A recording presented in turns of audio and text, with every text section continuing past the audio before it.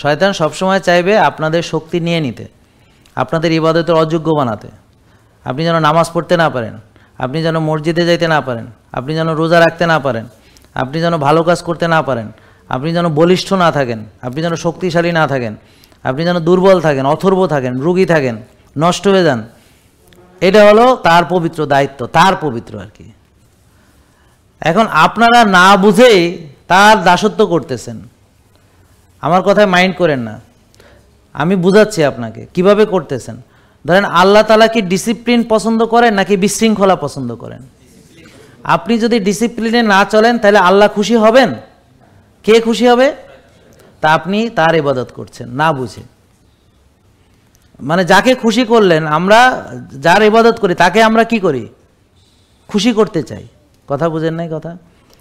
আমি যাকে আল্লাহকে আমরা কি করতে চাই, কেন ইবাদত করি, কেন কল্যাণ কাজ করি, কেন সৎ কাজ করি? তাকে খুশি করার, সন্তুষ্ট করার জন্য। তাহলে এখানে আপনি অনিয়ম করার মাধ্যমে কাকে সন্তুষ্ট করতেছেন? এটা বুঝতে হবে, একদম 100 বুঝতে হবে। এটা কোনো ফাঁক নেই এখানে, বোঝার কোনো এখানে অসুবিধা নেই, একদম কথা সত্য, 100। এতে আল্লাহ ডিসিপ্লিন পছন্দ করেন। এই জন্যে প্রথমেই ফেরেশতারা আল্লাহকে অবজেকশন দিছিল যে তুমি মানুষ আরেকটা বানাইতেছো, এরা তো সব ফিতনা ফ্যাসাদ বিশৃঙ্খলা জমিনে সব কি করবে, কি বলছিল? মারামারি হানাহানি বলছিল না? তা আমরা এক্স্যাক্টলি সেটা করতেছি তো। হ্যাঁ, আর আল্লাহ খুশি হয়ে গেছেন, তাই না?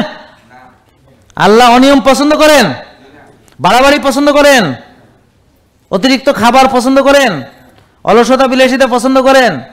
উনি কোরআনে স্পষ্ট বলছেন রাতকে দিয়েছি ঘুমানোর জন্য, আপনি জায়গায় থাকেন চোখ বড় বড় করি। এটা কি আল্লাহ খুশি হয়ে গেছে? আপনি ফজরের নামাজে উঠতে পারতেছেন, আল্লাহ খুশি হয়ে গেছে? সারা রাত ঘুমায় না ঘুমায় টেনশন করছেন, আল্লাহ বলছে অতিরিক্ত চিন্তা করতে, নাকি মুমিন হতাশ হয় না? কি বলছে আল্লাহ? তাহলে আপনি কোন দিক থেকে মানতেছেন? কোন দিক থেকে?